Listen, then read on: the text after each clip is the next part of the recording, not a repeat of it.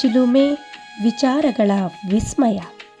ನಿಮ್ಮ ಮಾತುಗಳು ನಮ್ಮೆಲ್ಲರಿಗೂ ಪ್ರೇರಣೆಯ ತಾಣ.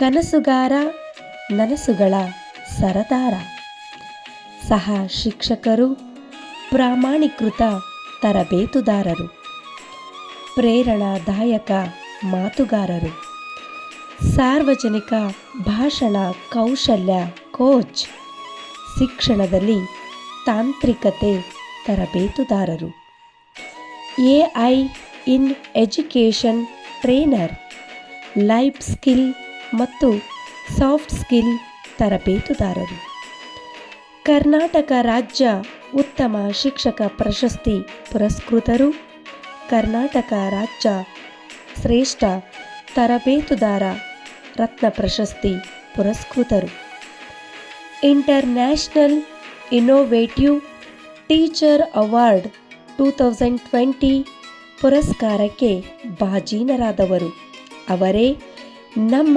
ನಿಮ್ಮೆಲ್ಲರ ಮಹಾಗುರುಗಳು ಸತೀಶ್ BK ಸರ್.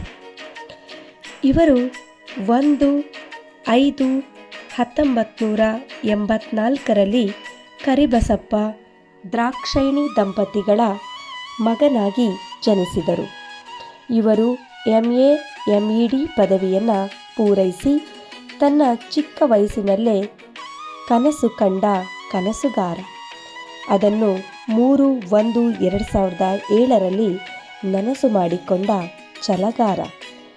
ಜಗತ್ತಿನಲ್ಲಿಯೇ ಅತ್ಯಂತ ಪವಿತ್ರ ವೃತ್ತಿಯಾದ ಶಿಕ್ಷಕ ವೃತ್ತಿಗೆ ಪಾದಾರ್ಪಣೆ ಮಾಡಿದವರು.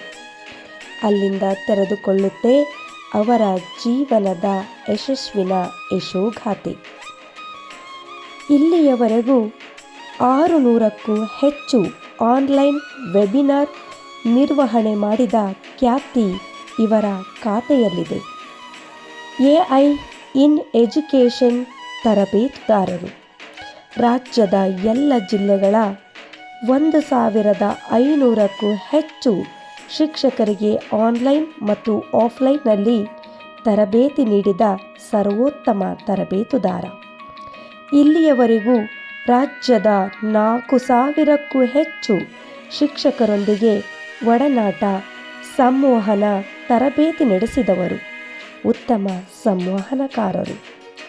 BKS ಜಾಯ್ಫುಲ್ ಲರ್ನಿಂಗ್ ಬೋಧನಾ ವಿಧಾನವನ್ನು ಬಳಸಿ ಕಲಿಕೆಯನ್ನು ಸಂತೋಷದಾಯಕವಾಗಿ ಮಾಡಿದ ಶಮಂತಕಮಣಿ.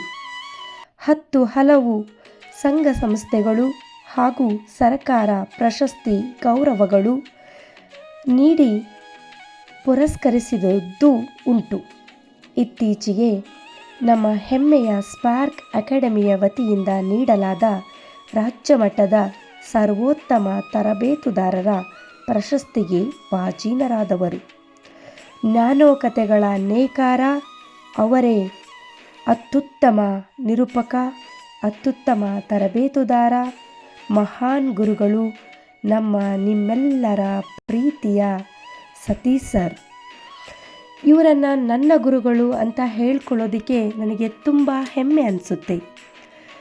ಏಕೆಂದರೆ ಇಡೀ ಪ್ರಪಂಚದಲ್ಲಿಯೇ ಗುರು ಶಿಷ್ಯರ ಪರಂಪರೆಗೆ ಶ್ರೇಷ್ಠ ಸ್ಥಾನವನ್ನು ಒದಗಿಸಿಕೊಟ್ಟಿರ್ತಕ್ಕಂಥವರು ಸಾಕ್ರಟೀಸರು.